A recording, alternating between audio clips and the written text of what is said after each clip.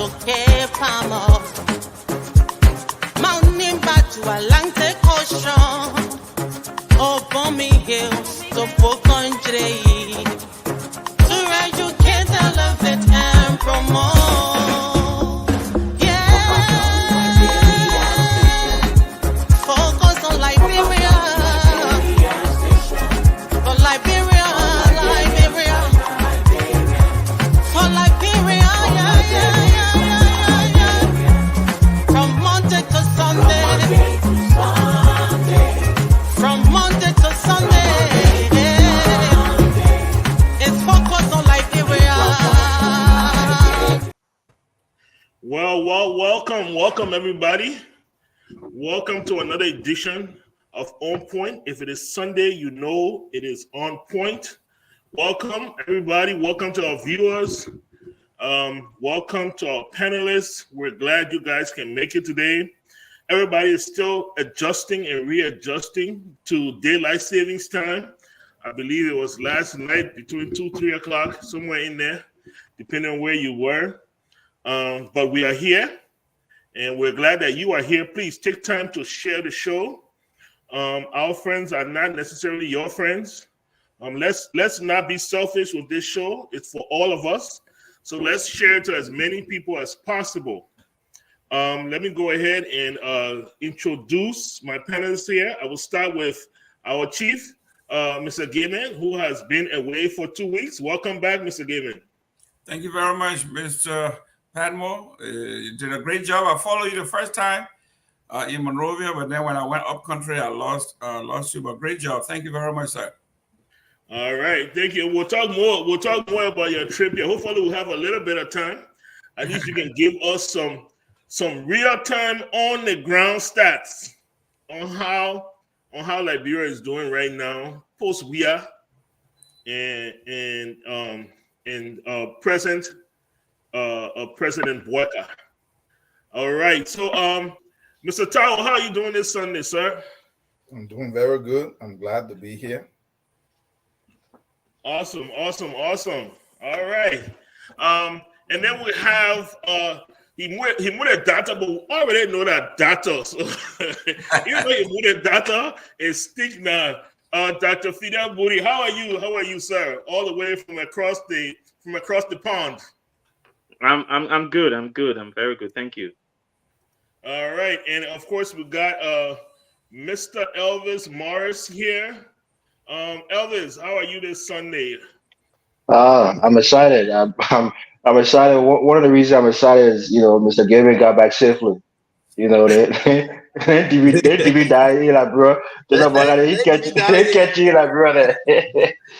Wow. So I'm happy to be here. Let's have a great show today. Awesome. All right, and then we also have Anthony Gay. He's been on some sort of hiatus for the past few Sundays, but we're glad to have him back. Mr. Gay, how are you doing, sir? I'm all right. I'm glad to be back. Awesome. We have some good topics. There's a lot that's been going on in the nation. We have our chief technician, who is being technically technician. Mr. Jimmy Eastman, how are you, sir? Hey, welcome. Well, I'm glad to be here from the nation's capital with these distinguished gentlemen. How are you guys doing? We are doing good. Awesome. Thank you so much. Like I said, to our viewers, if you guys could please share the show, share with your friends, your families, and let's get this one going. So, one of the things that have been really a hot topic has been war and economic crimes courts. We saw the lower house, our House of Representatives, pass a resolution and send it to the upper house. We also saw the president put in an executive order, I believe that's what it was, correct me if I'm wrong, concerning a war and economic crime court. And so now the conversation is buzzing. It has been a long time. It has been 20 years since the end of our war. There's been much talk off and on with every new government. and nothing seems to happen. So a lot of people right now are asking the question, is this real or is this just another political ploy? Mr. Gaiman, what did you hear on the ground? Well, obviously, I was at a privileged position, so whatever I say here carry a little more weight than the average person. But if you want to actually find out what is happening, you can take a cue from John Mullu. This is what in American politics we call whacking the dog. Whacking the dog is when the administration has a lot of negative going against it. Then you throw over a smoke screen. You either start a war, you either drop bomb on somebody, and you take the heat off you. In Liberia, when I was there, the topics that were hot were the killing that went on in Grand Cape Mount County, Bear Mountain, the fiasco with NOSCOR, where senators and party chairs and other folk went into a professional office to take over. We have fires all over the place. We have the LEC police kill another person for they say for power theft. So we have some major issues on the ground, and all of a sudden, the president put out this fixed screen called War Crime Court, and two on that was not only the War Crime Court, but he followed that with asset recovery. These are all fictitious things that everybody knows. It was meant to actually change the topic. And I was surprised that some well-learned people in Liberia went for the head fake. Instead of discussing these issues, they started discussing war crime code that they know will never happen. Now under the present circumstances, talk about asset recovery. We know in 1980, after the coup, Doe was the first president that set up asset recovery, and we know how that went. And then when Ellie came, something similar. When President Weah came, something similar. It's all smoke screen. So for those of you who are new in politics, you don't know what we call whacking the dog. When Ronald Reagan was in trouble, they invaded Grenada. When President George Bush was in trouble, he dropped bomb in Iraq. They do this to change the topic. So Joseph Boakai is from the old school. He knows what's happening. Instead of us talking about the killing that went on in Cape Mount, we're talking about war crime code, we're talking about asset recovery. So they have succeeded to some degree. Wow. Okay, and that is a man from the ground. So here, as he says, his commentary a little bit more will just be pressing on us. You'll see what I will not push back, Mr. Booty. Mr. Booty, is war economic crime court possible in Liberia? Well, the straightforward answer is yes, and I need to state categorically that I'm not against the establishment of war and criminal economic crimes court in Liberia.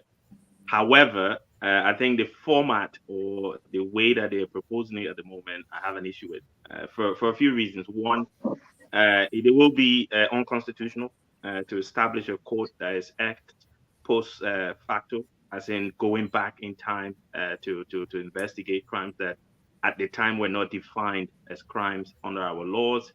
So Article 21A of our Constitution handles that. So any law that is established has to look forward. Secondly, and Mr. Gaiman touched on this. The TRC reported back in December 2009, right? If people wanted to start the conversation, that was the time to start the conversation.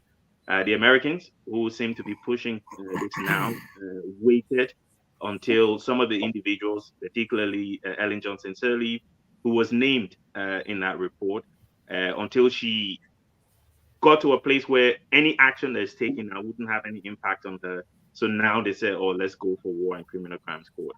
The third point is that, look, it doesn't benefit anyone. And this is a controversial thing to say.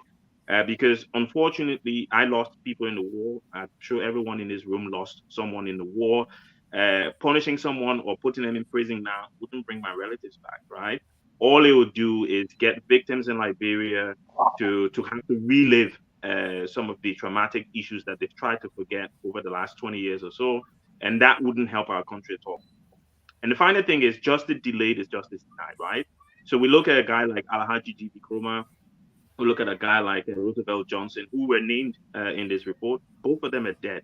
So what would their alleged victims have in terms of justice, right? So if you punish Prince Johnson and two of the individuals who were alive at the time or were alive to be tried will no longer face justice, then it's not fair on a certain section of the country. So I think yes, we should establish the court, but like the ICC, the temporal jurisdiction has to be from the day that the court comes into existence. Any war crime, any economic crime that is committed after the court has come into existence can then be penalized with that court. Okay, let me find somebody that disagrees with you. Elvis, Dr. Booty here is saying that on the formulation of a court, which is very different than establishing a law. Most of the crimes that people are being accused of are crimes. Even in our normal jurisprudence, there are crimes. Murder is a crime. Rape is a crime. And let's not stop there, because a lot of people like to just talk about war, but there's also economic crimes. All those things in our normal jurisprudence are crimes. What say you concerning the formulation of this court, and can they go back? All right, thank you, and hello to you guys. Dr. Booty, if I may ask you, what do you have your doctorate degree in? Oh, you can't. I didn't mean. I can't. What kind Oh, of no, name no, is- it's fine. My doctorate degree is in geography, so human geography. So basically, studying people's interaction with one another and their interaction with society in general. So it's kind of political and historical as well. All right, thank you. Look, like you said, Mr. Padmore, you took the words out of my mouth. The reality is, we have the International Court of Justice, right? Okay. We are a signature to that court. We are, a part of that court. War Crimes Court, crimes against humanity. It's a global, a crime, so it can be tried on our law. If we want to go local, like you said, murder, rape, they have no statute of limitation. We can try these guys for their crime. When you say that people who died and those who are alive, it would be unfair to them to try them because other perpetrators are not dead, I find that almost insulting to say that. You I didn't know, say that.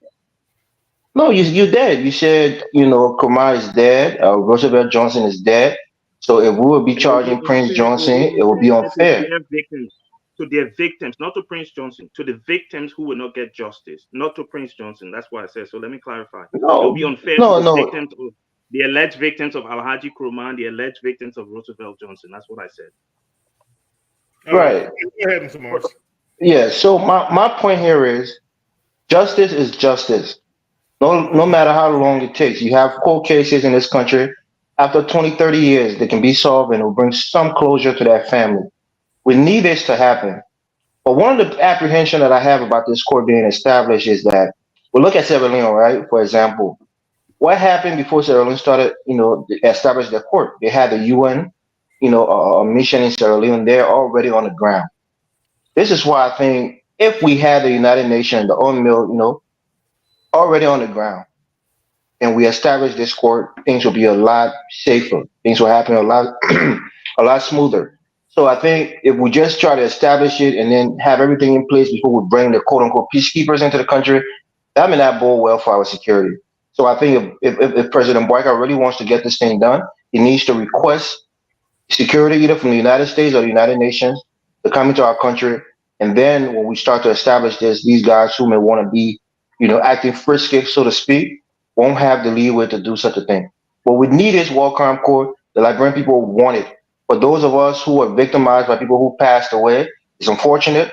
But those who are still alive have to face justice, and the victims have to see those perpetrators, being prosecuted.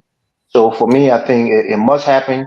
And Mr. Gamey, I disagree with you to think that Joseph Boyka don't want the establishment of this court, because I think the success of his presidency hinged on this court. Because we know after that, you'll probably get a lot of money from the international community, and probably during it, you'll get a lot of recognition from the international community, and we'll get a lot of donation into the country that will bode well for his developmental plan for our nation. So overall, I think it's a win-win. Thank you, Mr. Padman. All right, thank you so much, Mr. Morris. Mr. Tao, so I keep hearing War Economic Crimes Court. I keep hearing international community. I keep hearing security concerns, judicial concerns.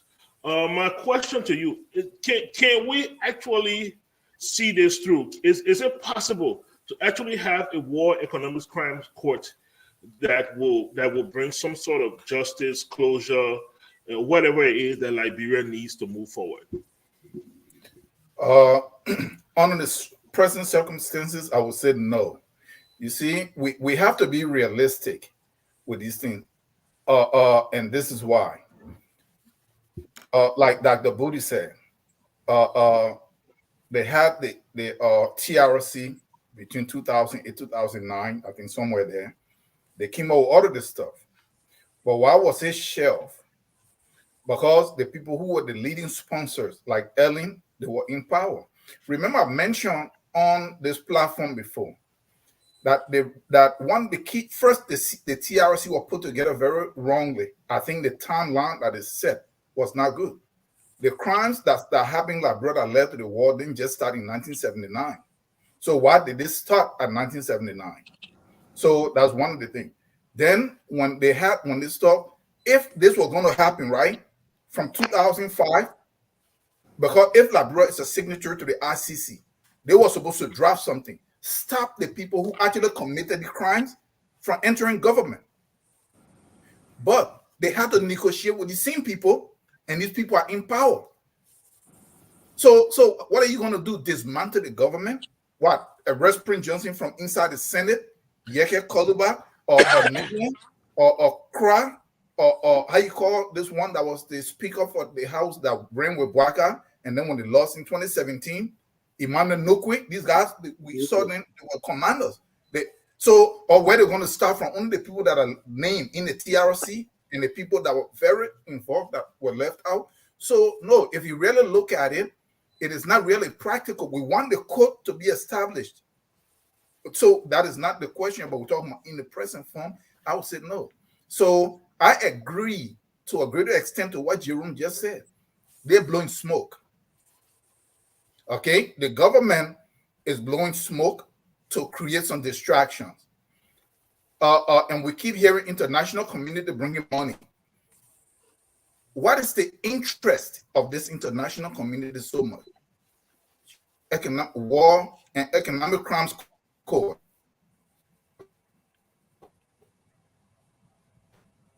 Are you still there? He's frozen. He probably got a call coming in. Give me a second here. Yeah, can you hear me? Yeah, we can hear you. Go ahead, end your thought. Okay, can you hear me? Yes, we can hear you. Go ahead, Am I end your back? thought. Yes, Okay. you're back. So what is the interest of this international community? Because look, we have to be very careful. We are sitting here in America behind some maybe security. We have to be very careful why we want this code to be established.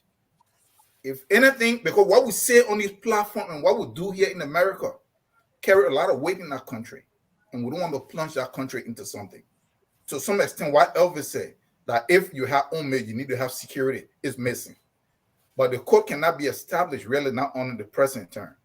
What this government need to focus on, I would say, there should be a process to establish that court. They should focus on trying to develop that economy.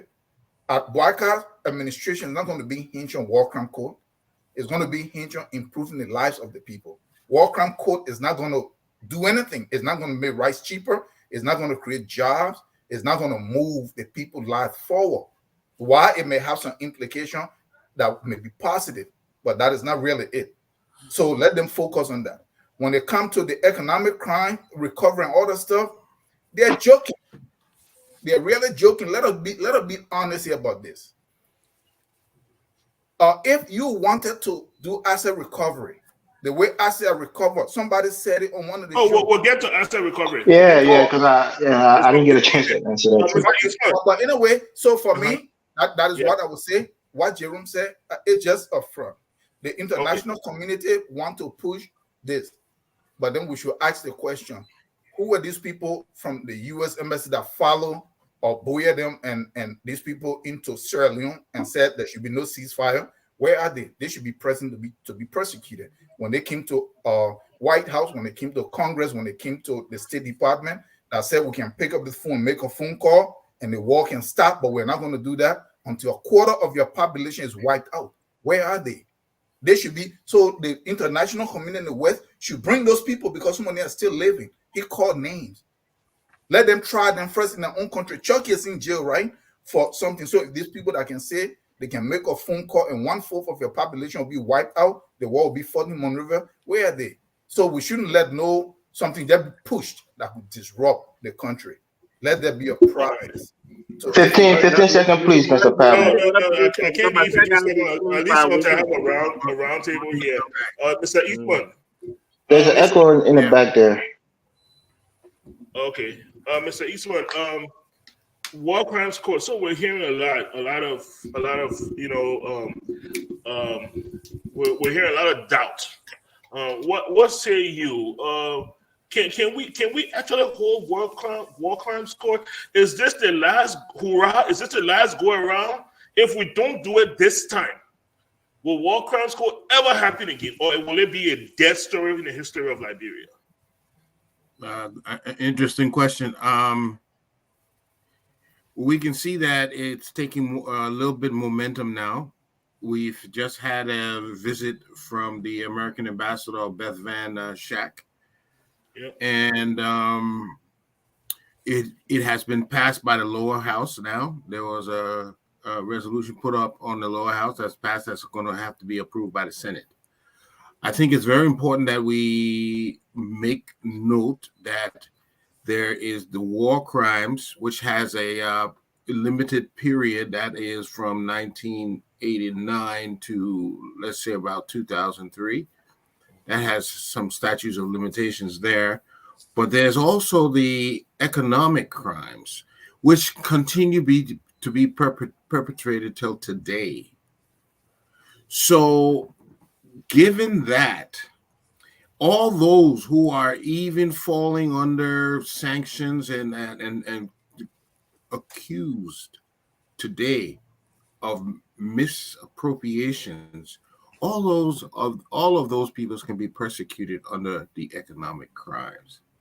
So that means we have to see that the Senate, that has several people sanctioned under various economic accusations, they have to sign.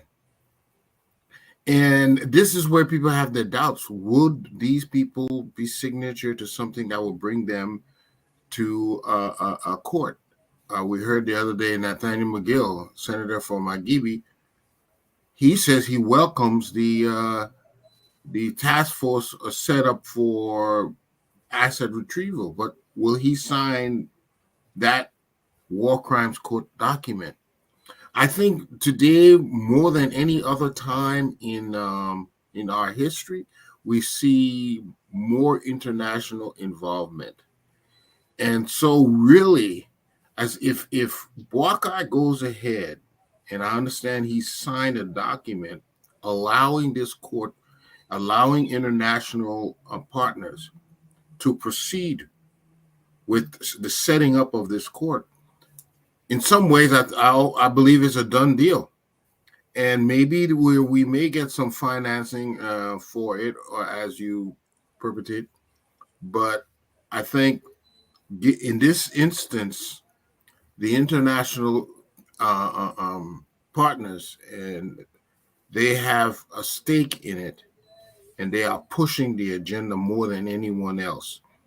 And if the Buckeye administration seeks their grace, seeks favors from them, then they will acquiesce, and we will see this court being set up.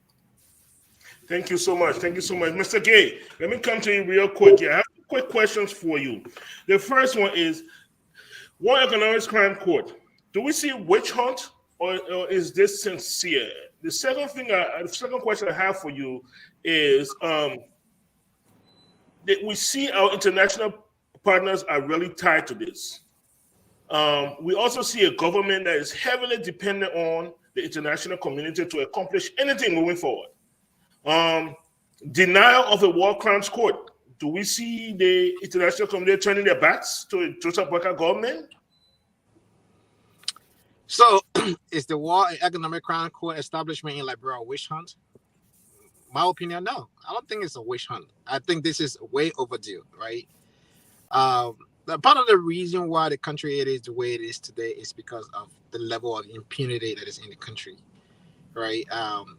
The War and Economic Crimes Court will not solve all of Liberia's issue, but will certainly, establish some kind of accountability, some kind of precedent, and some kind of closure to those who are seeking closure. Will also provide an opportunity for those who name may have been, implicated that they did X, Y, and Z. They will have an opportunity also to go to court to exonerate themselves if need be. So I don't think it is a witch hunt. However, like Mr. Taiwo said, many of these people who formulate who are part of the framing of the TRC are people also that was already in government. People also that's supposed to be investigated and subsequently prosecuted were already people that was in the government. Our circumstances, started in a very messy fashion, right? Where we elect people who are already, questionable to elected offices. And especially the Liberian Senate today, like Mr. Eastman said, there are many individuals today. If we can only get the simple majority, which is 16% out of the 30 senator, to pass this Senate is already being passed in the House, then it will be. However, but the War and Economic Crime Court now have gained more momentum since it has already been talked about in Liberia. For the first of this kind of this time now, it has gained more momentum that is being talked about around kitchen table. Resolution had already been, voted upon and passed in the lower house. This is the first of its kind that we have reached this level. It had been talked about a long time ago, but this is the first time that we have reached this milestone where the article, a resolution has been passed in the lower house. For us to even see a sitting president, writing an executive order, asking the lower house to act upon it. This is the first time. So, I mean, where we are right now in terms of the international community, absolutely, they will seize the opportunity when and how they can use that influence, be it finances, be it the influence in the world and whatnot, to get things accomplished. And I think right now with this current administration, they are between the rock and the hard place where they can do anything right now to do whatever they can to get the resources they can and to get the support they can. And with President Boakai, he has nothing to lose. He's not seeking a second term. So he can leave everything on the table. If this is done under his watch, that will be a legacy that will live on for a long time. Many people are seeking this War Economic Crime Court. The economic part is even more dire. Like our Liberia's problem today is corruption. Number one on the list, right? The amount of money that is being taken away from the ordinary citizen that could go towards projects to improve healthcare, to improve education, to improve agriculture, you name it, and it hosts a whole lot of things that can be addressed through these funds. And they are not getting the funds. People are working, soldiers are working, being unpaid. Police officers, teachers are being unpaid. With the fire outbreak right now, with the poor electrical wiring, we'll get to those conversations later on. I mean, so this War Economic Crime Court, I don't see it as a distraction to this administration. I think, how long can we push this can down the road? How long? Oh, it's not a good time. Oh, we're not in the best position of doing this thing now. Oh, when we need to do this. When are we going to solve this problem? The reason why Rwanda today is successful and countries that Sierra Leone are moving forward is because they did that ASAP right after the war. They did what they needed to do, and that country is what it is today. It's not perfect, but at least it's by far better than our country right now, right? I don't like Kigami, Kigai being in office this long time. But it's what the people in that country want, the way they change the constitution for him to stay in the office, the way Ivory Coast changed that constitution for Alassane to stay in the office. But if you ask me, Alassane have taken Ivory Coast to another level, right?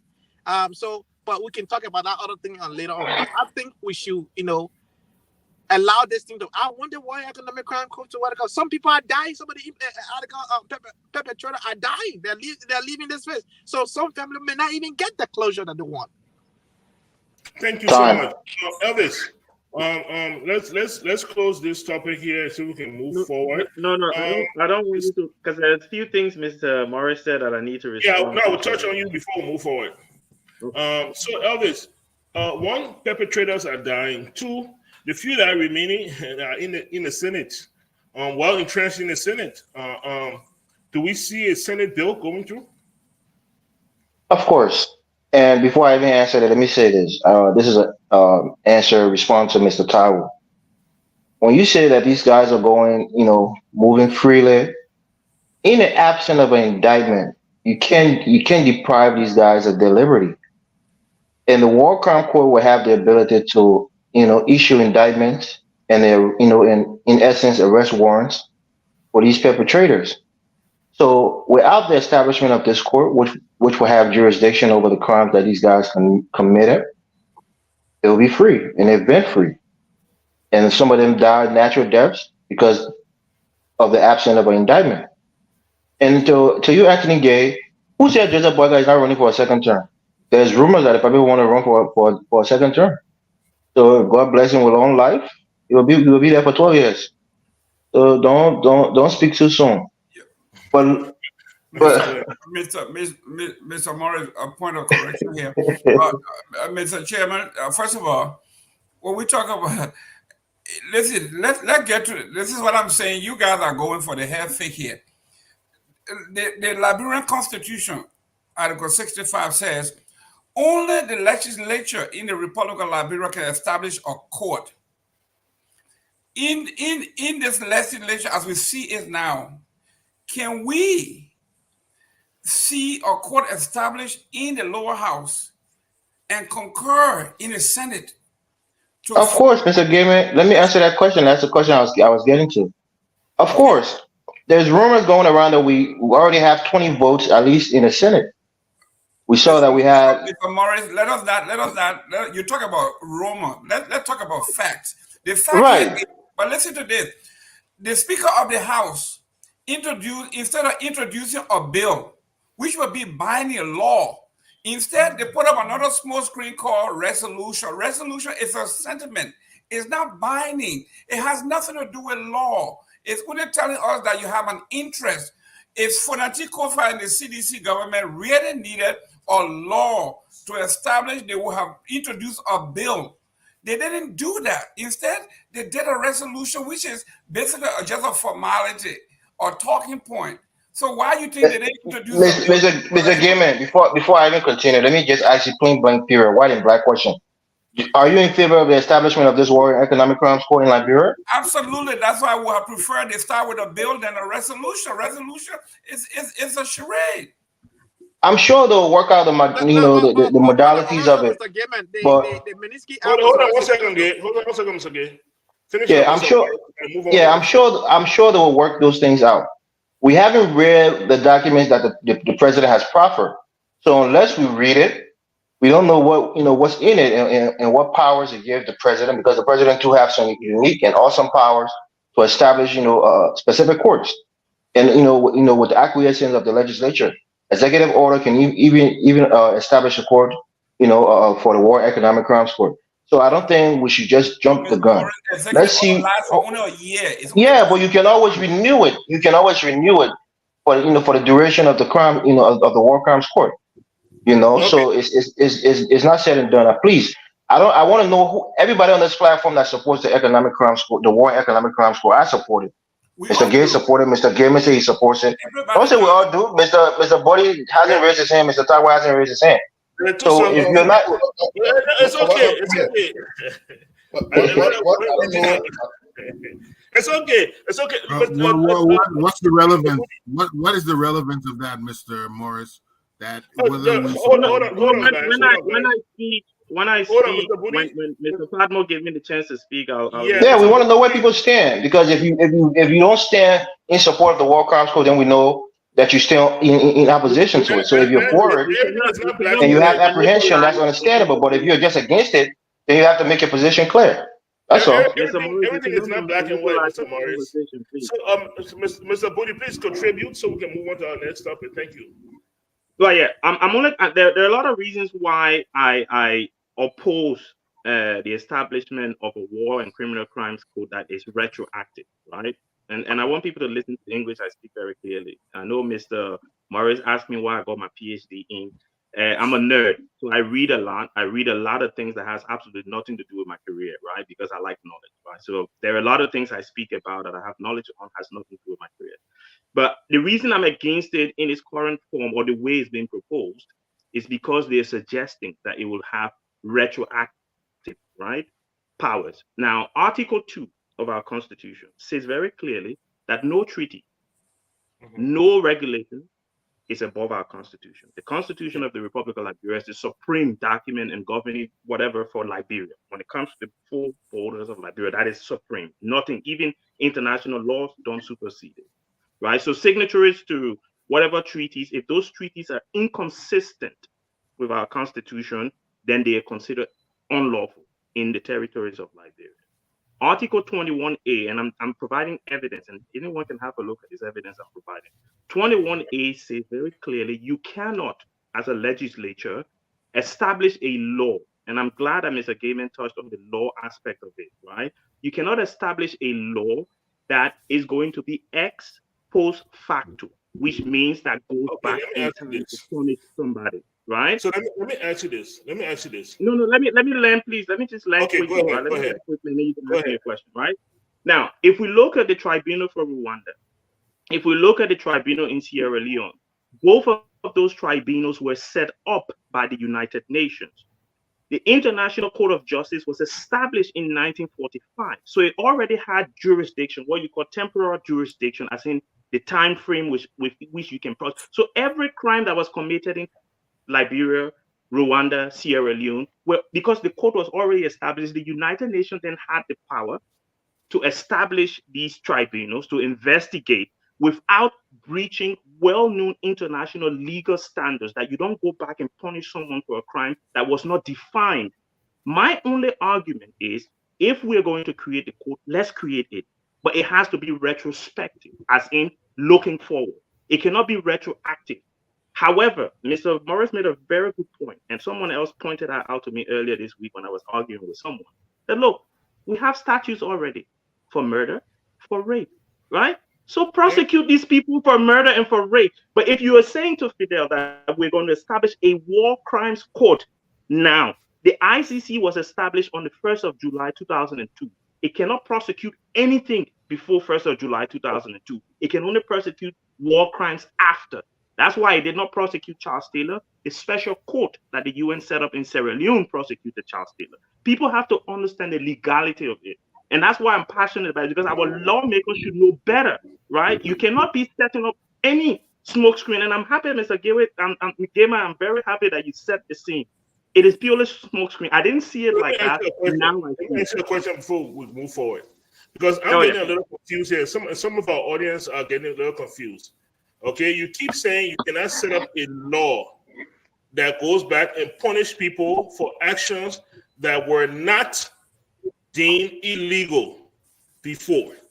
Does that sound about right?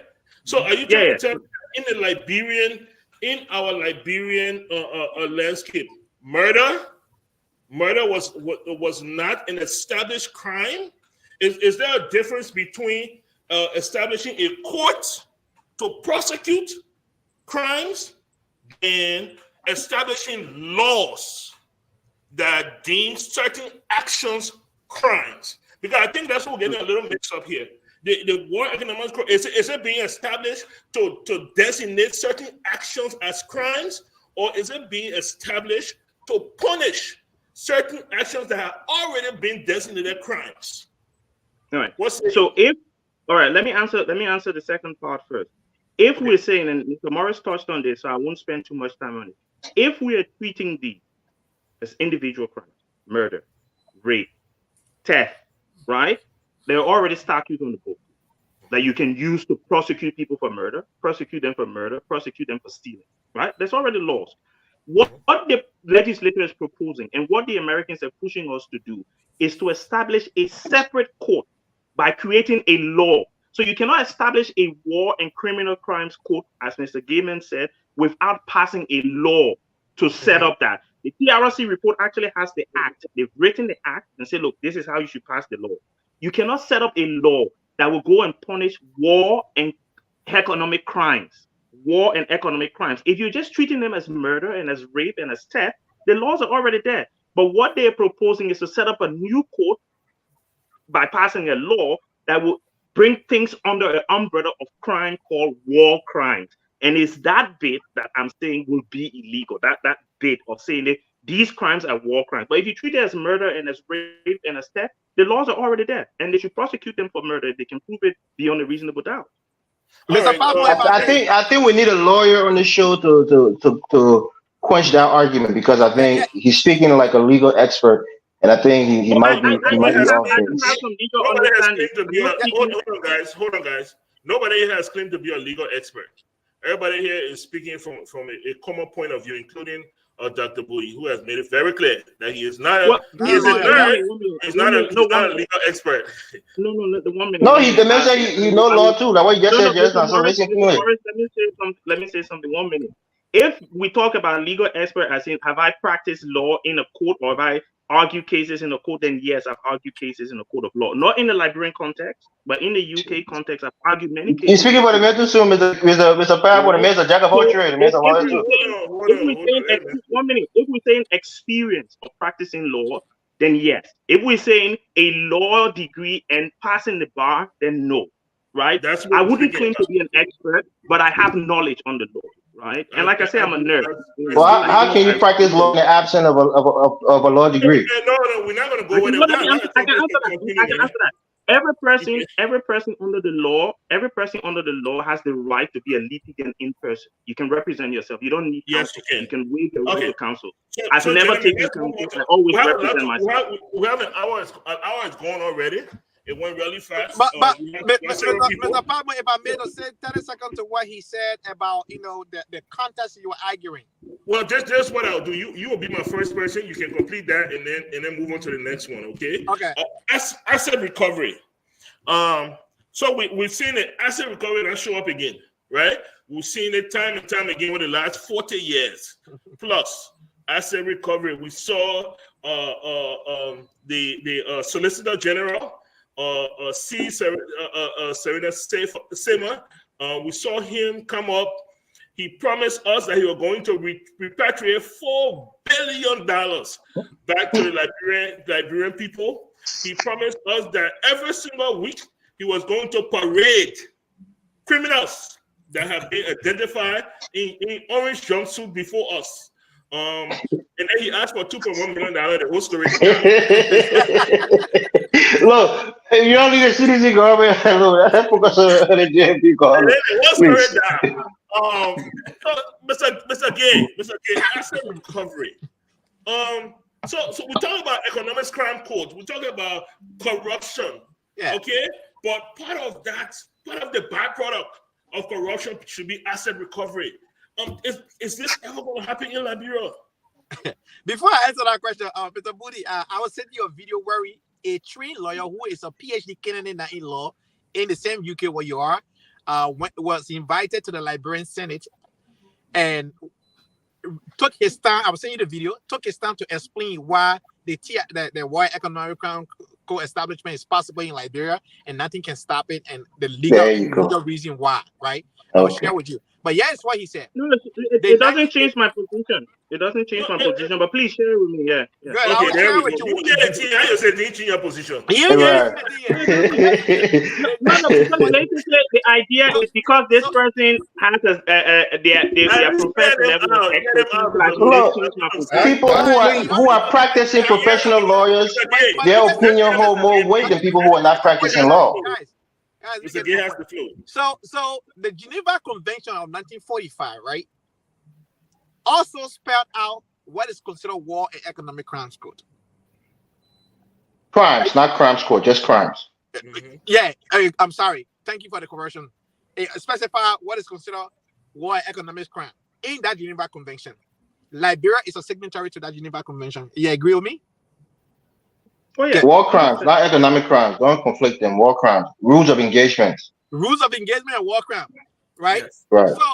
So that's another area also that Liberia is a signatory to that, right? So that would not exclude anyone to say they didn't know.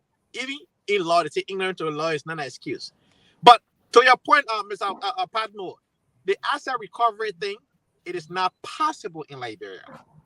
It sounds so good, but it is not possible in Liberia. Why not, sir? To recover an asset from a person, it's not just the declaration of that. It takes a whole lot. There's a legal battle you have to go through, all of that to recover that.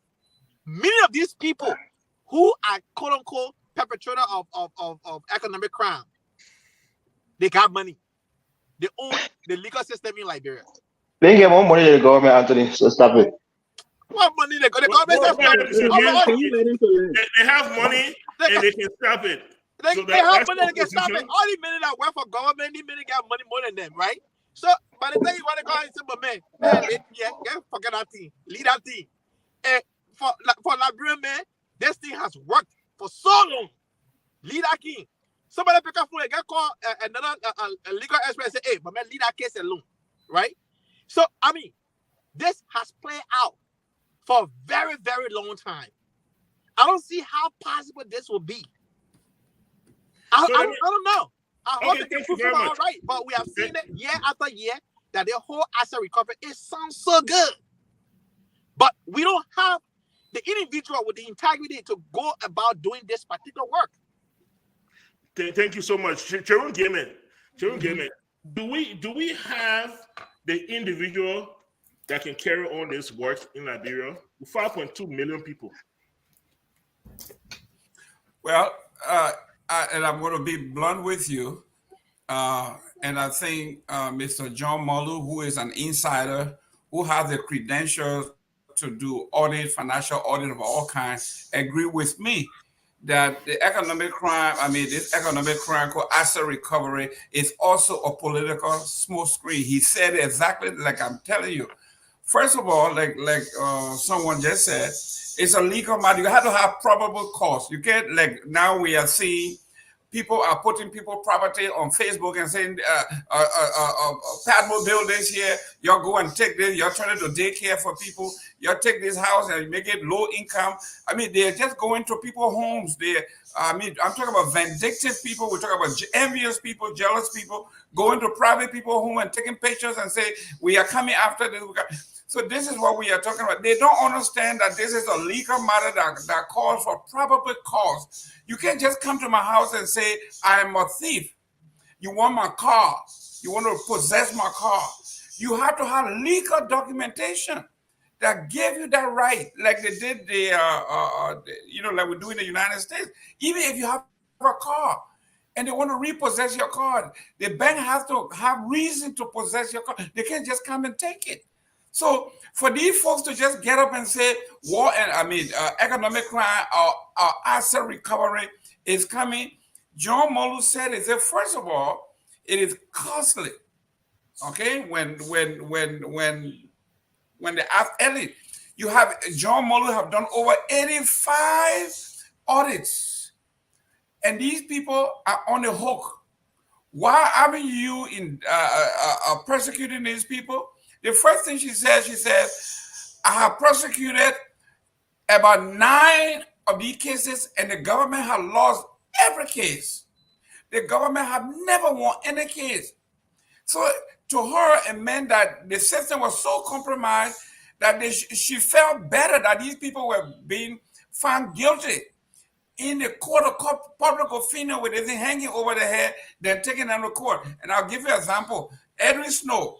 When Edwin Snow was indicted for taking $6 million, what did he say? He said, take me to the Supreme Court. I'm going to win. And guess what? He did win. So this is what we are talking about. Ellen said, it is not about just taking people to court and persecuting them. What happens if the man that stole all this went to court and the court finally found them not guilty? What is your recourse? Nothing. So what she decided to do was to have this thing hanging over their head everywhere that when people know then that they were thieves because John Molu have done the audit, and the audit beyond all reasonable doubt show checks, return checks made up to yourself, cash, cash, people going to the bank and taking money beyond the established system, all of these things. So when people who are here vindictively are saying, even if we establish the asset recovery, we are only going from 2018 to now. We don't want to go to 2006. We don't want to go there because we actually have done that. So if we had $10 billion that was stolen between 2006 and 2018, they said that's no problem. That is not what we are talking about. We are talking about CDC. So all of these things now coming into play, and I'm telling you, and John Molu wrote a perfect piece.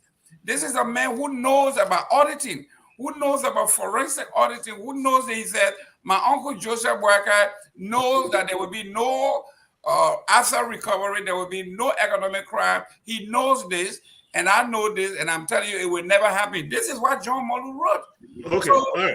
So we've also seen John Molu. I haven't even seen John Molu since the establishment of this government, but that's a different story for a different day. Mr. Tao, people are talking about houses, cars, but we've also seen a lot of people sanctioned in the government, out of government. We've seen a lot of accusations levied against them, and we also see, this government taking on the mantle of corruption, anti-corruption. Are we going to see asset recovery? Is this possible in Liberia? Okay. So in the first place, people being sanctioned, because I keep hearing that the people that are sanctioned, that you start the sanctions don't mean anything. The sanctions in no way breach a Liberian law. These sanctions are political. Yeah, but these people have committed a crime. So we shouldn't even mention about as Senator, what is central mean to him? Hold on, Mr. Morris. These people have the Americans are claiming we have the evidence. If the Liberian government wants to prosecute them, we'll provide that evidence for them. The Americans are claiming that. So we're not just going to, if they have evidence that they can turn over, and then the Liberian judicial system or whatever will have to be able to prove that. So let us. I don't think that should even dominate the area. Let the American go sit and let them question their own people on the crime. So are you saying that because America is corrupt? Look, let me tell you. Let me ask you this question. Hold on. Are you saying that because America is corrupt, America is up to no good, so that means that people who are stealing from the Liberian people should also be ignored? No, that is not what I meant. We should not take advantage of what they have to prosecute. No, that is not what I meant. Okay. What are you saying? So when were the people sanctioned? Most of the people were just sanctioned just yesterday. What Mr. Gaiman said, since 2000, when the people that audit that were done on the book, these people were not sanctioned by America, and they were found to be compromised or being involved in some financial practice that were doing corruption, right? Let the prosecution or the investigation can start there. But look at what happened. This is why I believe that there is no way that this stuff is just a joke. And this is why. The government started, right? In the first place, the president refused to declare his asset. He ran on this. Not a government officials that he declared to publish his asset. They have not published anything. They have not declared anything. So if you are trying to come and you're really coming for something, you start by establishing that foundation. Okay, how are you going to go to people, go to Mr. Morris or go to Mr. Tower to recover some asset when we never declare anything? Where are you going to start? Are you going to be guessing? Or are you going to have, just posting people's houses on Facebook? We know that they're stealing the country, right? And we want corruption is the main thing, and it must be stopped. But the government is not serious. If this government is the one that are really going to do it, they're not serious. Where is the investigation on the inaugural money? So these are the areas that are even supposed to demonstrate something. They fail in these places. The president refused to declare his own asset, and if he declare it, you give somebody an envelope. It's not even published. All the officials, nobody. They have not published anything. So, look, they're joking. I've said here before that these guys will not be able to audit anybody, investigate anybody, because they're all intent on stealing. I said this here from day one. You think they're going to do this so that when they leave power, somebody can come after them? They're giving the Labrimpo Huawei. Let me just tell you now. That is all that they're doing. There you go. So we finally have the word now. Mr. Gamer King with what you call it? Dog wagging? Is that what you call it? Yeah, wagging the dog. Wagging the dog. And now we have put it in the correct context. The Huawei. Thank you, Mr. Tabo. Great, that's great. Let me just read this. Focus on Liberia posted this. FOL contacted John Molu, and he denied writing a piece on asset recovery that is circulating on the internet. John told us this is fake. This is just to put it out there. I don't know if it is fake. I don't know if he was being honest. With Focus on Liberia, but I'm just reading. Reading what Focus on Liberia posted. It would be great. If John Molu would join us on a Sunday and really answer these questions. So there's a call out to John Molu. We haven't seen you, Chief, since January 22nd. We have not seen you. We really want to see you. Please join us, Mr. Molu. Let's talk Liberia. Let's talk Liberia economics. Let's talk war economics, crime core, as well as asset recovery. With that being said, Elvis Morris. Yeah. We just say you haul rope bush. And that was all our good intentions are dying. All good intentions are dying because you're going after George Weah, but you fail to realize that there's a lot of interconnectivity between Weah, the Weah group, and the Ellen Johnson group. And so when you start holding the rope, even though you want a rope to end 2017, it's highly likely that rope will extend before then. Do we see a sincere effort here, or do we just see another grand thing rolling out by another government that will die in the ashes of committee rooms in our legislature? All right, I see it twofold, and here's how I see it. When it comes to asset recovery in the Republic of Liberia, it's very much doable. You have people who cannot account for the wealth that they amass over a period of time. You have people who have government assets that they never return. Those things can be easily recovered. Where I think the challenge is going internationally, where you have to go to these banks, in Switzerland or other countries, where you need high power lawyers and international lawyers and law firms where you have to pay a lot of money. You have to convince these banks and compel them to return those assets, to the country by showing them clear evidence and proof that this money rightfully belongs to the nation. That's where it gets complicated. But recovering asset in our country itself is quite easy.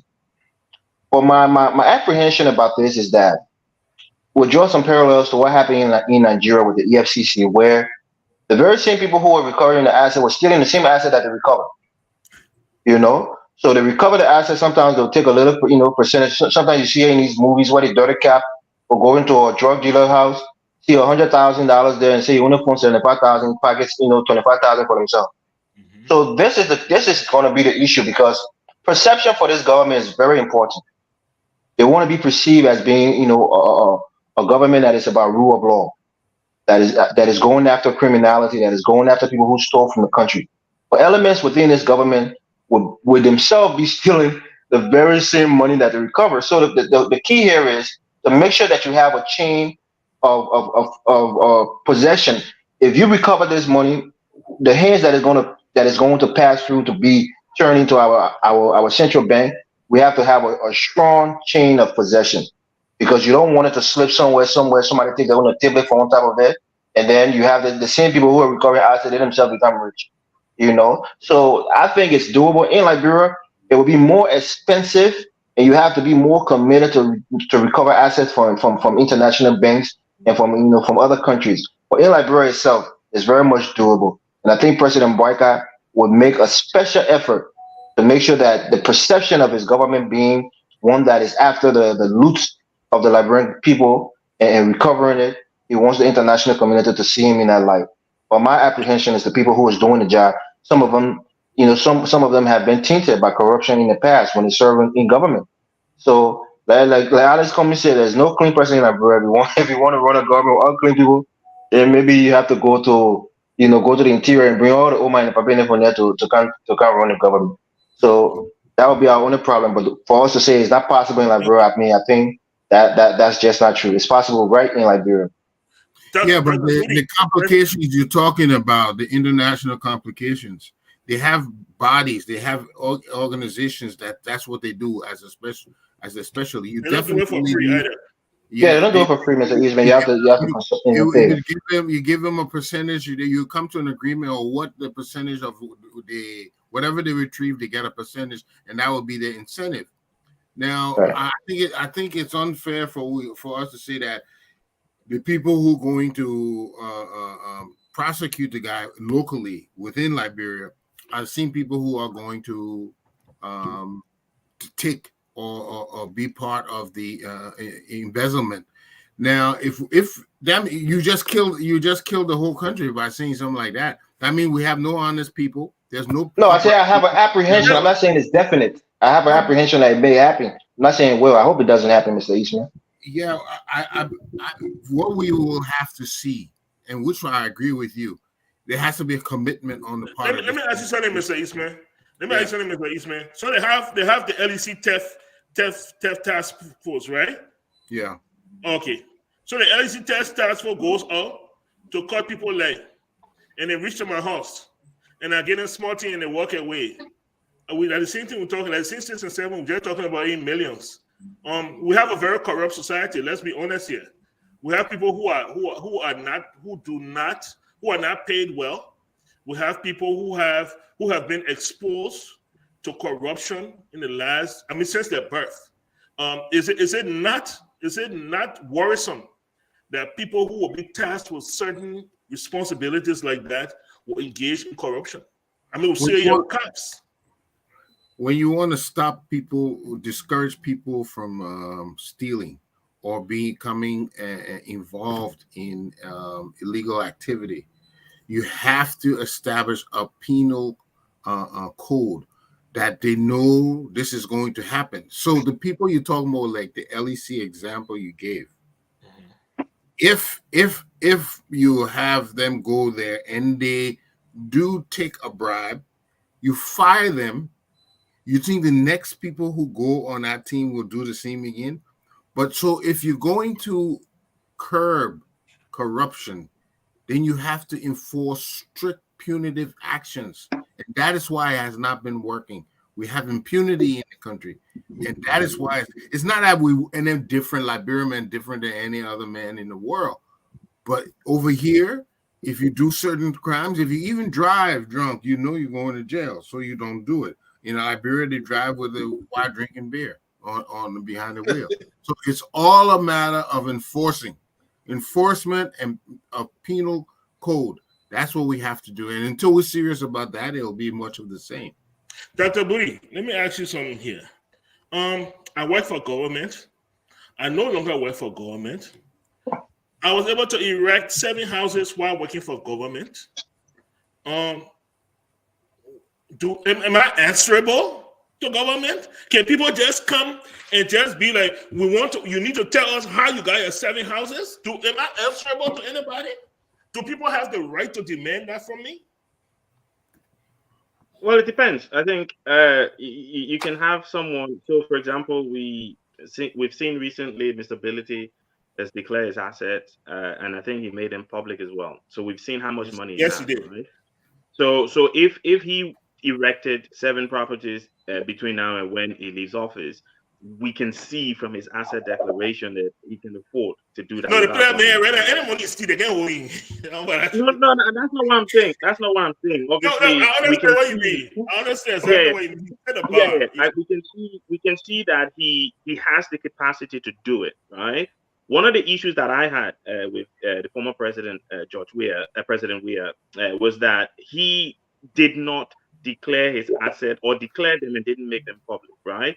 And most of his officials didn't do the same. So it's difficult then, right? And Mr. Gay touched on this point.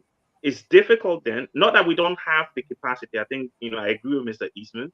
And I also agree with Mr. Gaiman in the fact that Liberians have the capacity. I argued in a piece I wrote in the Front Page Africa earlier this year that when the president said he was going to bring an international company to audit, I was against that. I said, look, we have Liberians who can do an audit, so give the job to the Liberian people. So in any capacity, I believe we have Liberians who are capable, right? And I believe, like Mr. Eastman said, there are some who are capable and honest as well, right? Who will be able to do the job. And I also agree with Mr. Morris that we can be apprehensive as well at the same time. So the fact is, because the structures were not put in place, it's difficult for us to do that. And because this president so far hasn't asked his followers to declare their assets, because we need a starting point to be able to say, okay, how you manage to get 7 houses, and that's why I use the Ability example. To say how you manage to get, we have to compare it to something. Because if Ability builds 7 houses and we see a drop in his asset declaration at the end, we can say, okay, yeah, from 32 million to 20-some million, yeah, okay, that extra million, that's what he used to pay his house, right? So we need a baseline so that in a few years, when we have these conversations, it's easy. Now, just one more point I want to make. Whilst people believe that it might be expensive for us to follow the money outside of Liberia, look, Liberia has a lot of goodwill in the international community. If we can do the job in Liberia and be honest about it, and we follow the money to the point that it leaves Liberia, if that is possible, and we know it went to Switzerland or we know it went to America, we can ask. When I say they will give it to us, but we can ask, my go bigger, prove the person put money in your place there. Is there a way that you can get all the money that it will not take too much out of it because we already get enough here? I think we have that goodwill that people will be willing to. I don't want to use the excuse, oh, well, it was just not. No, let's try. It's a matter of And if we law, fail not begging. after trying, no, my brother, No, let me no, land. go I ahead, beg Mr. you. Body. Finish your point. When we try, right, and fail, at least we can say, look, we honestly tried and it didn't work, and then we find a new way to go at it. Okay. All right. Thank you so much. Thank you so much. Mr. Gay, let me come to you. Mr. Charles, I'll come back to you. You spoke already, but I want to touch base with Mr. Gay, and then I'll give you 30 seconds before we hit our last topic. Yeah, we have about 30 minutes to go. So Mr. Gay, we keep hearing about asset recovery.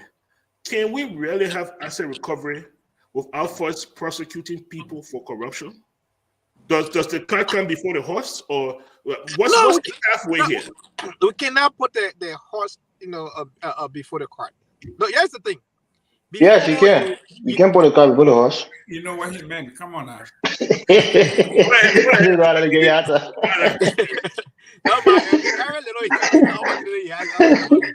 here's the thing. The circumstances here, like you were saying, Mr. Padmore, they can come to you and say, oh, because you're in government, you have 7 houses, so we're taking the houses. No. There gotta be probable cause. As a recovery, you must have probable cause, right? You gotta tell the man, say, hey, that property you have, like for instance, with the circumstances with Fenton, right? The government article, when they said they what they did, they said, hey, look, your situation here, you have home here, based on X, Y, and Z. These are homes that are going to be confiscating. Even with the circumstances with the late Dr. Cassell, they did the same thing, right? You have property here, you have property here. You also send some money, will sell this property at this value. Based on this, we'll do the and tally everything. Here's the total sum. With cash recover and also assets sold, right? So that's the same process. I will hope that it will follow. They can't come to somebody and say, oh, because you built 10 houses when you're not in government, you didn't have houses, now you get 10 houses. So what to go? That's one of the reasons why your asset declaration is important. What did you come with to the government? What did you leave with from the government? You can just come to the government and walk it. There's a reason why Article 90 of the Constitution of Liberia created the code of conduct. And that code of conduct is not only, for government or elected official and for every Liberian, right? And that's the reason why you need to declare your asset and make it public so that we know what you came in with, and when you shall left of it, we know what you left with, right? But these guys, like, I don't like the tune that the Unity Party administration said. You president, you announce you declare your assets, and it is not public. When you clearly say that on VOA interview, that you will set an example that the bus stop with you. So right now, even these guys on the team, they are not also declared the asset. We don't know what they Everybody have. waiting for the president. So, That's how Liberia is. I mean, what are you trying to do? Do the right thing for once. Just do it right. You say, oh, you take a drug test. You went and took a drug test. You hesitate with that one. No That hesitation. drug test was nothing. It doesn't say anything towards the fight against drugs. Taking a drug test doesn't mean anything. All right? That was just a political stunt. So if you mean well, like Mr. Tawo said, declare your asset and make it public. So we know when I $2 you keep one way, when you go in by you get $5. Okay, you can't come out with $10, then you leave it, you get $2 million. You know? Yep, So yep. that's the sad thing. So the people that want to institute, good governance, they themselves are not practicing good governance. We saw the flap with the inaugural, program, and Yeah. up to this date, a piece of $650,000. the president did not even have to wipe his face. Then you saw the old man wiping his face with a bare hand. That was a disgrace. Look, stop it, man. Wait, stop it, man. They telling me to stop again with a bad haircut shit. Wait, I fool, man. Stop it. Mr. Tao, so we saw during the elections, we saw a united party that was dead broke. They couldn't even afford rent. They were kicked out of the headquarters. They were taken to court. These people held a senatorial election in Lofa, where they were defeated by now Senator Jala because they could not afford poll watchers. We saw these people go to several networks, questionable networks, where they raised money because they did not have it.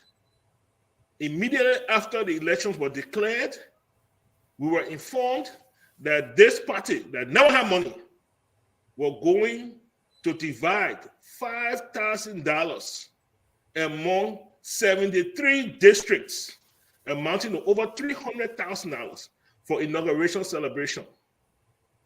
How do you as a government seriously contemplate asset recovery when all these questions are beginning to build in your first 60 days of office? Okay. Don't forget the president got a new house. Nobody not put a picture until you put that picture, and I believe it. Okay. You have to put a picture of the president new house. The renovation of the old president house. I need pictures. I need proof. You heard Mr. Aliyu Kamara said friends of Boakai did it. Now I don't know that human being. Who they call Aliyu Kamara?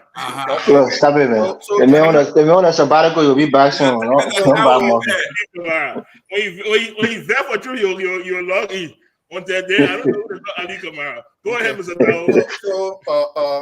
So to answer that question first, I want for me to is along the same asset recovery, right? Okay.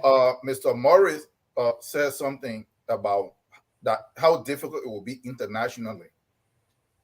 If there is the claim that international partners, because I don't see the guys are partners, the guys are your competitors, and in some instances they're your enemies.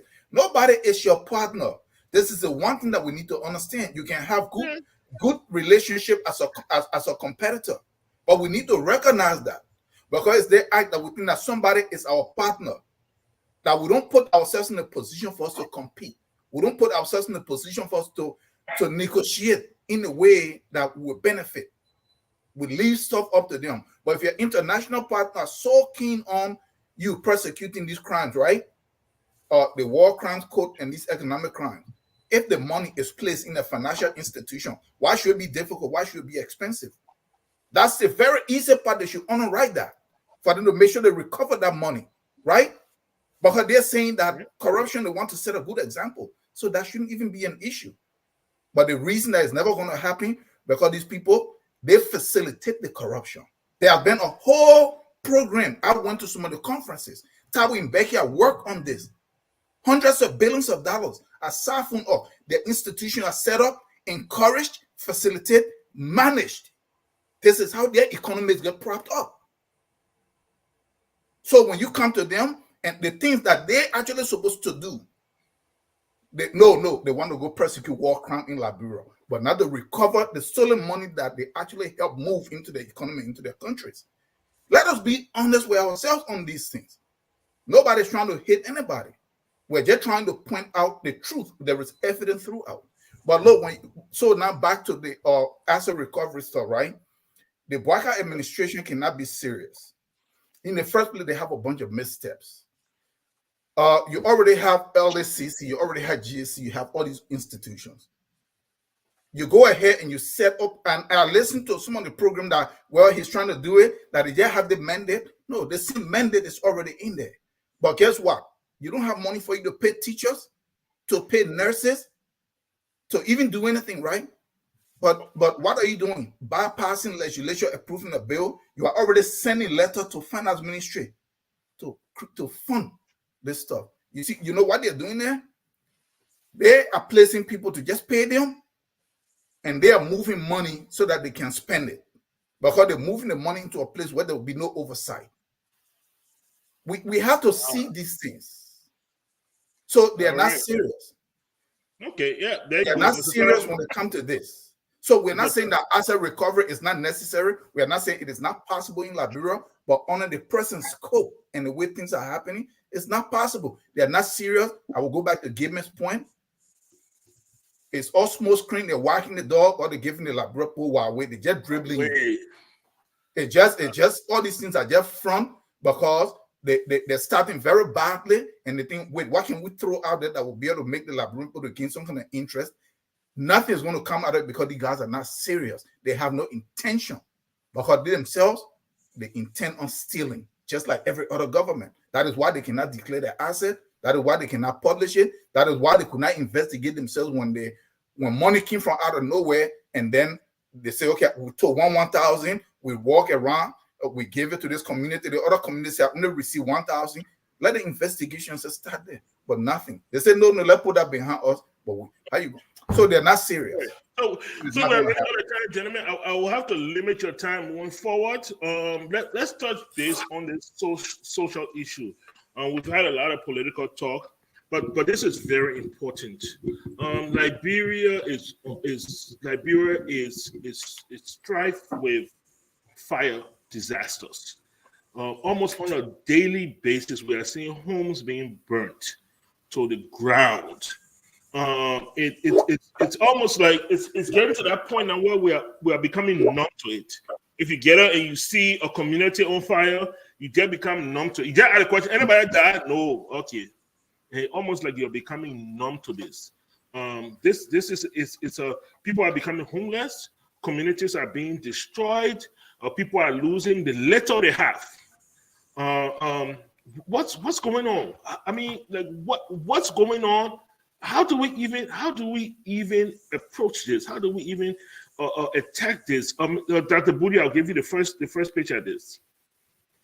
Yeah, I think to answer your first question in terms of what is going on, I wouldn't want to speak to that because I don't have a full knowledge of what's happening in terms of how many fires have gone on and the possible causes of the fires.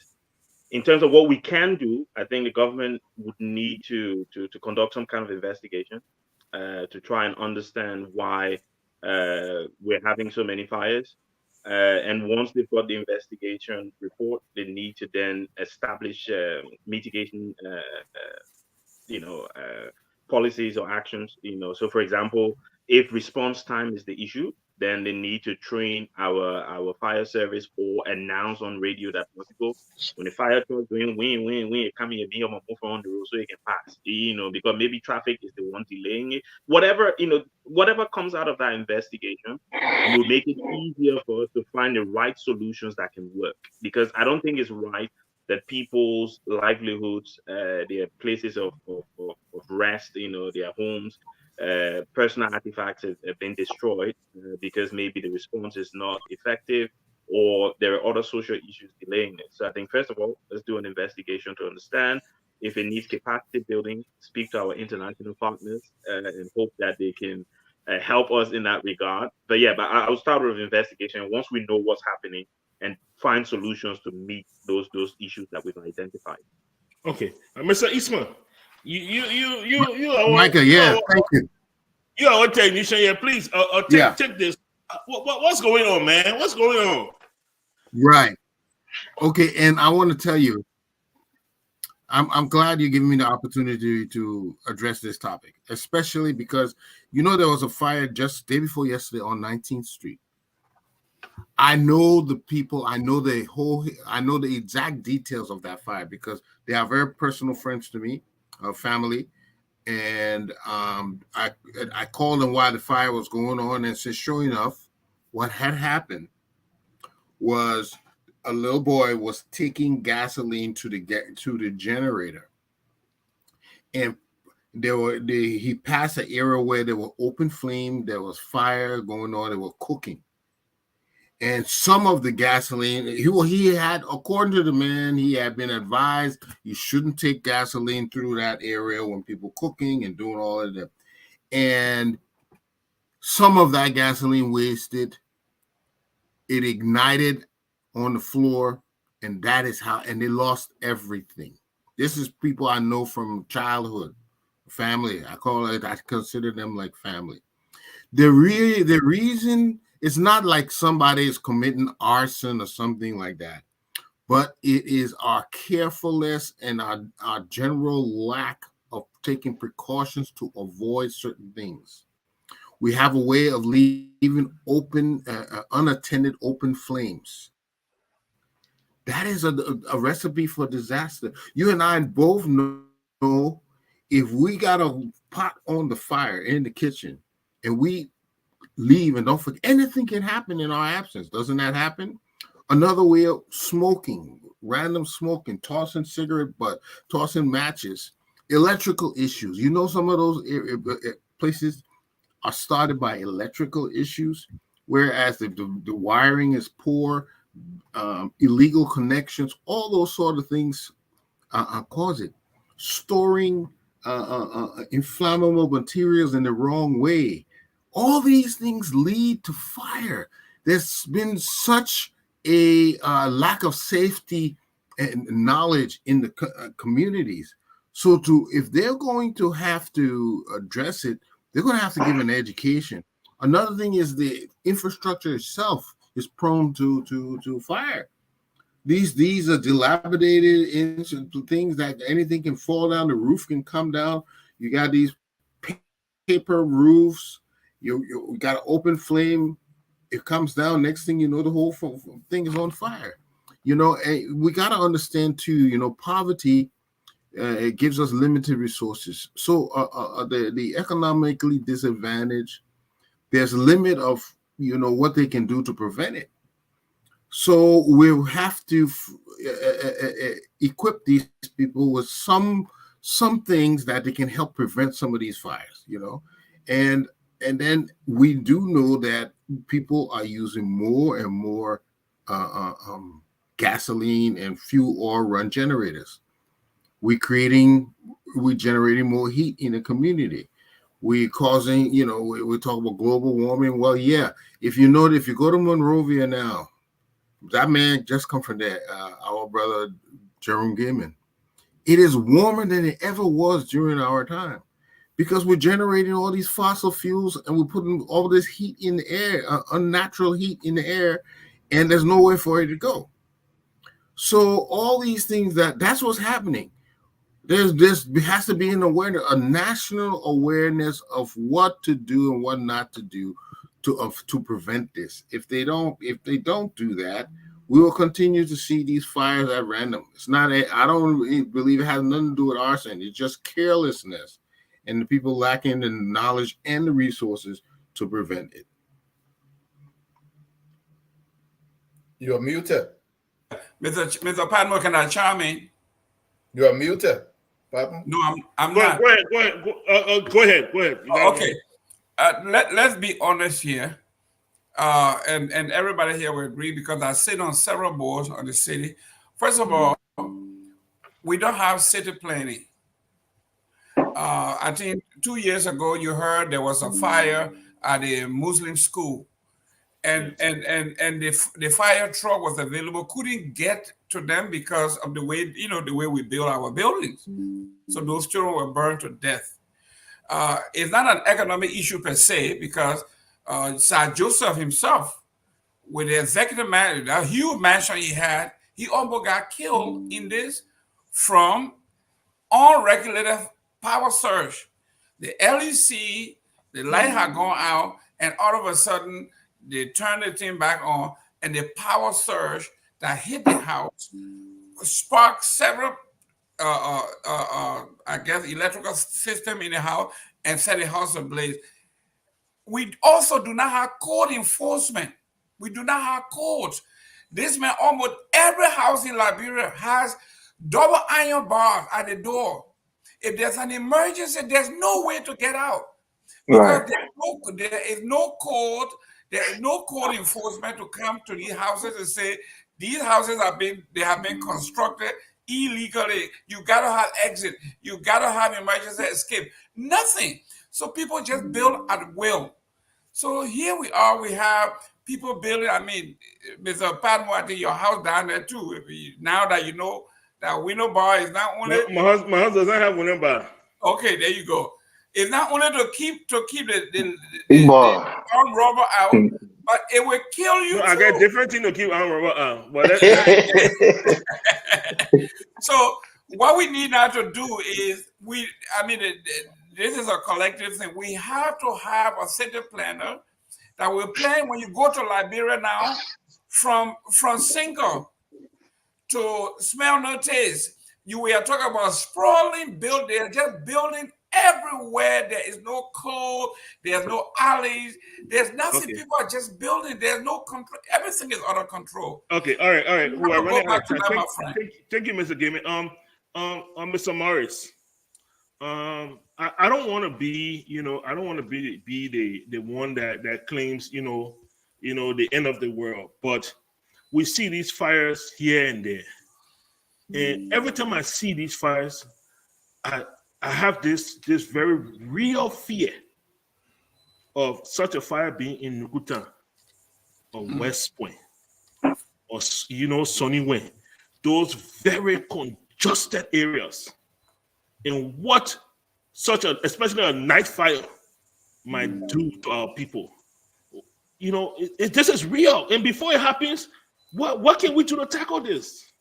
Look, Mr. Pablo, for those of us who live in the United States, you will not hire somebody who is not an electrician to come and run wires in your house. That's one of the things that people do a lot of in Liberia. Mr. Eastman, Mr. Gayman also alluded to that. We have young boys who have some, amateur knowledge on running wires, and people build their homes and have these young guys come in and run these wires. What is the proper, what they call the Chinese wire, which is very thin and easy and can easily burn. They run these wires in their home, and like you said, power surge in our country. I have families in Liberia, and one of the things I did the last couple of weeks when these fires was raging, I said, what is your process if there's a fire in the house? Because they have a door, for example, that you have to turn 6 different times, 3 different locks to unlock that door, and then open the iron gate, as they call it. When fire is blazing in the house, how do you get out? So it has to do with electrical issues. It has to do with people having their own little mini prison that they live in, that they call houses in Liberia, where the window bar, if there's an emergency, you can't jump through the window. You gotta go to the front door, and you have to unlock it several times before you can open the door, and then you have to open the iron gate door. So it's like it's a trap. Most people are living in traps in Liberia that they call homes. So the reality is, if we don't have the regulatory body to come and regulate these things and say, you know what, this is unsafe for you. You can't live in a condition like this. But most people will push back and say, because of safety reasons, I can't just leave my house open and leave my, I don't have the luxury of a Mr. Padmore who don't have window bars on his house because maybe he has a big fence and maybe it's hard for people to get in. The people who are living in communities without fence. Not fence Okay, again. okay. But whatever it is, Don't say most people something don't that have can that be held luxury. against you. Yeah, most people don't have that luxury to not have iron bars on their house and even on their doors. So the key here is poor regulation when it comes to people doing electrical work. It has not been regulated, and people don't watch those things carefully. Second thing is a lot of things is happening right now with electricity in the country. People are trying to make do. People are running more generators. People are running, more some. I know people don't really use candles, but maybe people are forced Oh to yeah, use people. some other form of light in their home now that LEC has not been stable for the last couple of months. So all of these things could be a contributing factor to the fires. But I think, especially when it comes to electrical, regulation, it's a must. And people getting in a condition where when you're in a fire, you don't know how to, you don't know what to do. Most people, like we have in schools and in our own families, you have a safe place to go. If there's a fire, you have a Designated routine. spot. Yeah. Yeah, most people don't have those things. People don't even know that these things The exist. cluster. That they should talk. Yeah, they should talk to the kids about how to get out of the house if there's a fire. So these are just the issue that compound this some of the situations in our country. But I'll leave it there. Thank you, Mr. Tao. Quite recently, we saw the chairman of the Unity Party. One of the houses got burnt. Then we saw Senator Sir Joseph. They actually had to pass Sir Joseph through the window. How you managed to come? Please, I just want to fit through that window. They had to pull the iron bar. That he could not go through the door. If that iron bar had not released, we'll be talking different thing here. Right. You know? Probably. It's that scary. When we see prominent people, or as United Party chairman say, Eminent. They're all eminent. They're all eminent. I'll say about Eminent. facing these same issues. What about the poor Liberian man who just trying to, they lay small thing he has accumulated, trying to protect it, and these things are happening. Mr. Tower, how do we tackle this? Please, we're out of time, so I'll give you 2 minutes. Yeah. Look at what happened here. I don't think we should actually blame the Liberian people, because this is not why there's some lack of knowledge in some area. This is not a Liberian people thing. This is a structural failure, right? Mr. Eastman, I think he's familiar, right, with LEC. Most of the fire, go back and investigate them. About maybe 70% or higher of the fire that started in places where there was no light. It was not, while we have power surge. I live in Labrador for a whole year. And I know the power surge damaged many stores that I had to have like an inverter or something that would kind of stop that power surge from coming in. But most of those places are places where people are using candle, they're using other form generator and stuff like that. But what? So let us look at it like that side, Joseph, and like what Mr. Freeman said. Yeah, those people had. Like Sir Joseph had light, but what Mr. Eastman said, that was a generator issue. A little boy is not listening, a young man, and he's going through that area, right? But while we having that issue, they invested $1 billion, $1 billion United States dollars. This is a World Bank project. We have the hydro and to supply power. Why is it that we still don't have power 18 or maybe 15, 16 years later? So these are the things that we need to be looking at. Because when we try to point out these things, how can the World Bank oversee a project that is $1 billion project, and up to now we don't have power? People are still using lantern and kerosene and everything else. So that is what we should be looking at. If you live in that, out of a certain, our people don't know what to do anymore, and everywhere is just catching fire. We all grew up in Liberia. Yes, fire is everywhere, but it was different. But everything broke down, and that power stuff has to be addressed. They have to find a way to supply power. A lot of the burning and stuff is from people that are using lantern and other stuff. Every now and then you hear beside Joseph and here, but it's just a small portion of that. Okay. So that is what we should be holding the government for them to be able to work with whatever partner, whether Chinese partner, international partner, because that is the things we all refer to. Let them come back and let them show. Maybe the LEC project even need to be audited to see how these European companies and the American companies say that $1 billion spent on that or hydro, and we cannot supply power beyond Mount Coffee. Let us look into that. All right, thank you so much, Mr. Gay. I'll be a little unfair to you. I'll ask you the question, and then I'll ask you to, once you are done, to begin your closing. So we have, of course, I mean, there's Liberia. We have wiring, or how they call it, Chinese wire. You know, it's a denigrated Chinese, but we gotta go there. We got Chinese wire. How do you ban those things, but yet knowing that people can't afford the good, the effective, the safe, high-grade wire?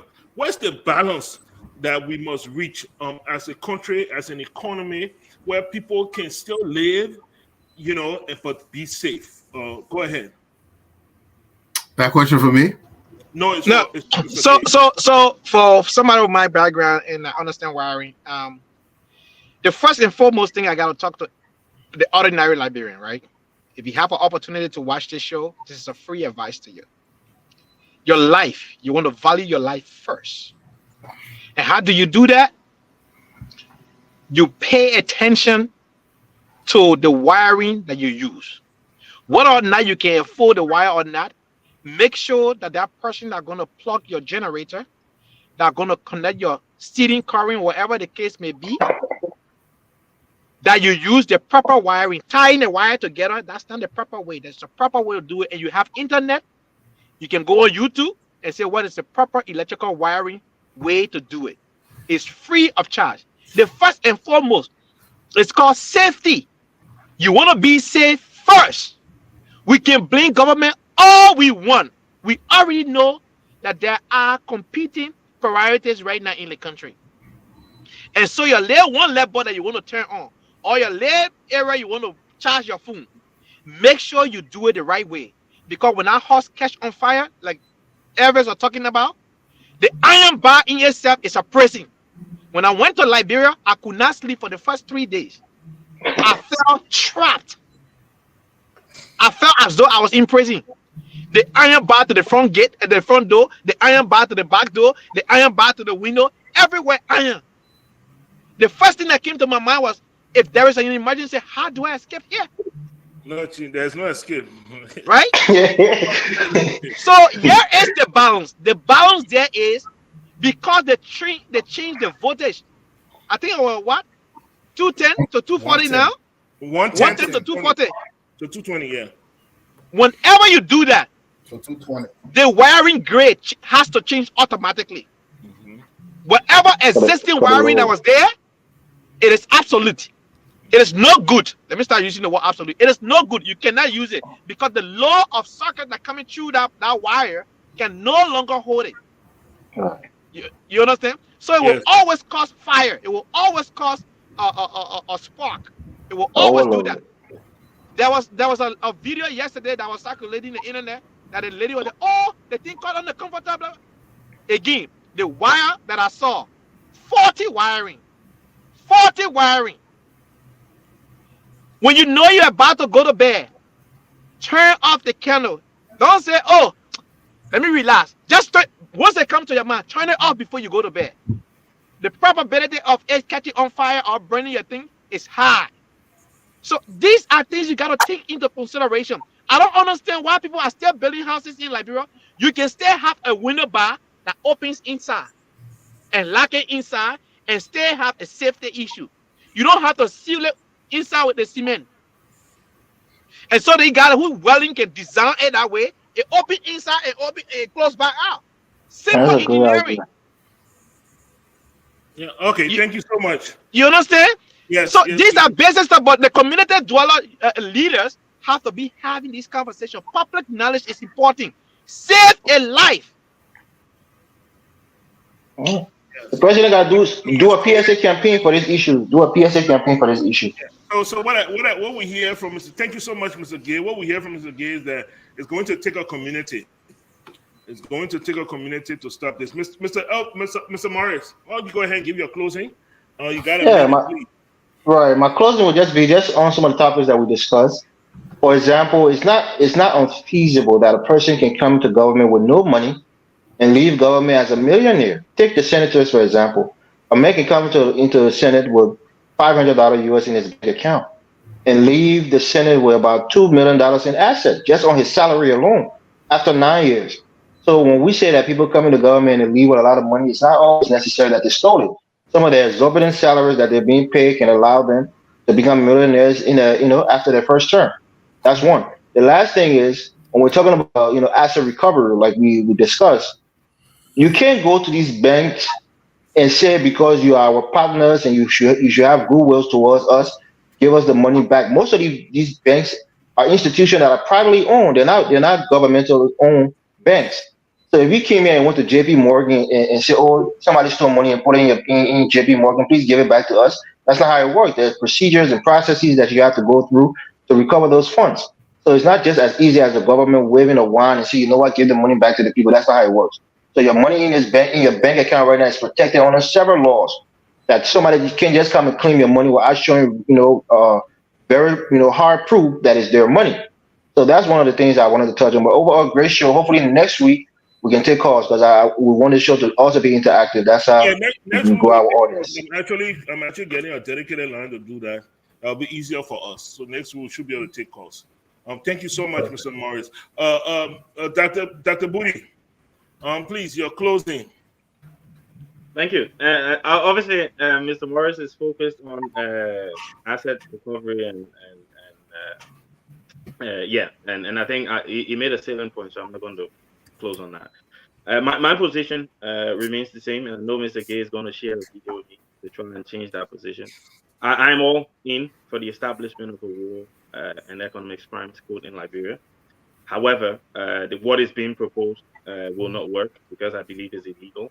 And until someone can tell me that Article 21A of the Constitution has been repealed, then I stick to that position. However, I also believe that we waited too long. So if you look at the case of Rwanda, the genocide took place between January 1994 to December. The court was set up in November 1994. So whilst it was still ongoing, they set up the court and they dealt with it. And it was set up in Tanzania. So it was set up by the UN. The court in Sierra Leone was also set up by the UN. All right. So obviously the convention from 1945 was applicable, and they could use that because it was set up by the United Nations. So I believe there is a need. We just have to go about doing it the right way, so that everyone comes out of it with some sense of justice. Okay, thank you so much, Mr. Booty. I appreciate it. We appreciate you all the time. Please, we look for you joining us more. I'm here. Yeah. Mr. Tao, please, your closing. Yes, I really like the program. I think we are touching on some really good and key issues, and we are all actually sharing our views. And we hope that this country move forward in the right direction. But I don't see it under this government. And so, but for when it comes to the asset recovery, it's never really going to happen, just not in the way in which they're doing it. The government itself has to be clean. They have to set a foundation. They have to create a baseline. The president need to publish his asset. All of his people need to publish theirs. And then, based on this, they say, and he should dissolve that extra committee that he set up. The country don't have money. You don't need to create some committee and try to create extra budget for it. Go back to the LCC and the GAC. And then they can work in collaboration with the Justice Ministry and the international or financial crime or whichever that is. They can work through there. And when it comes to the War Crimes Court, I think something should be done for the people who actually committed the crime, whether living or dead, so that they can kind of bear some weight. But it's going to be very difficult because these very people are already in power. And it started very badly for us. When the thing ended in 2003, they were supposed to stop any of them from entering power. Boycott, if you want to win election in Liberia these days, you must dance with Prince Johnson. So what are they going to do? Dismantle the government, start arresting Prince Johnson and these people And the black guy that is saying this, he's also appointing these people, the copper crowd. Why was this guy that gone to labor, the one that was talking on the internet? I forgot That's his name. Cooper. That guy, he appointing those people. Then you turn, then after you put in government, then you turn it right again, and then you see, it don't make sense. So it's just a political smoke screen. Mr. Morris and the Liberian people, he's giving you away, man. Okay.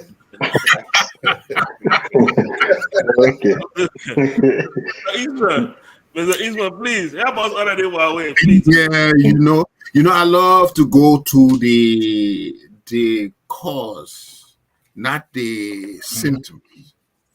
You see, we see a lot of corruption. We ask why are these things going on, and we try to address the symptoms instead of going to the cause. For me, I think the cause is that we are allowing ourselves to accept low standards. And it could have been really historical, you started where, we just trying or that way I think, or we just trying. No. We have to stop keeping ourselves down by lowering our standards. When something not correct, if we're not doing it the right way, it doesn't matter who does it, it is wrong. And until we apply that this is not a standard, this is not good. If this person has done this, they must pay the crime, not because he's my relative. Until we start holding ourselves to a higher standard. You see, for a person to grow, like somebody like Tao, Mr. Tao, before Mr. Tao reached the pinnacle he is at now, he had to take a personal accountability of himself. He had to say, I will go to this level. So we as a people, we have to take that same accountability of ourselves. We cannot remain down here. We need to if we're going to say it's okay, it's all right, we can forget it, then we will remain this. It is only us that can lift us out of this. And if the only way to do it is to put your standard, what you want to attain at a higher level, and make sure everybody tries to live up to that level. I look at Ivory Coast. I went to school in Ivory Coast and a couple of African countries. Those young people that keep it, their standards high. All of them want to be high. It's not about mediocrity. We have to be tired of it and change our whole mindset. Thank you so much. Mr. Gayman? Great. Thank you. Go ahead. Thank you very much, Mr. Padmore. Thank you, Mr. Booty. Great to have you all. Real quick before I close, people talk about asset declaration and all that. People declaring, Amara Conner said he got 30 million or whatever million he has. In America or where I work, when we talk about asset declaration, they also have to be verified.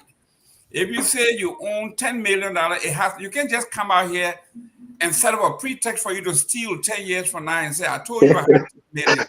It has to be verified. If you say I have $10 million in the bank, it has to be verified that it was actually there. So you hear someone like Musa Ability with all this money, they say that Amara Conner say $30 million he had. Nobody is checking to see whether it is true that they have this money. So this is what we are talking about. These things are all small screen. And the reason I'm saying this, look, we sat here. We are not politicians. We are regular folks. We look at the lowest hanging fruits in the government, which is how do we solve the fire problem? And everybody came out with, at least we agree that we need, like in this country and everywhere else, they have fire drill for children, for families, and they teach you how to deal with fire in case of fire. These are low-hanging fruit which we're talking about. How do we save our nation? Instead, these people are coming talking about things that are almost impossible to solve. War crime court, asset declaration, things that I know, I covered the asset declaration in this country with Stanton Waterspoon. It started with a court. They established that the man stole. When they were established in the court of law that he stole X million dollars, then they decided to recoup some of that money by confiscating. You can't just go and start taking. You have to have legal basis for going and confiscating. If you can't tell that a man stole money, if you give the man, he was managing $10 million, and the Auditor General of Liberia came in and audited him for 6 years, that he did everything correct legally. You can't just get up and say, you got a car, so now I'm going to take your car. No, you give me $10 million. I manage your $10 million. The Auditor General audited me for 6 years and told me that I did everything according to the law. So now for you to take my property, you got to have property costs. You got to have property costs. So these are legal issues. I'm telling you, Joseph Wagafor, let's hang out with the low-hanging fruit to save the lives of our people. The bread and butter issue. It started with a fire. Thank you very much. Thank you so much. Thank you so much, guys. I think that rounds it up here on Point. Thank you to our viewers for joining us. We appreciate you. We promise next week we will have the phone line set up properly, and we'll have a dedicated line. We'll be able to take your calls, and we'll be able to hear your views, your comments, and your interjections.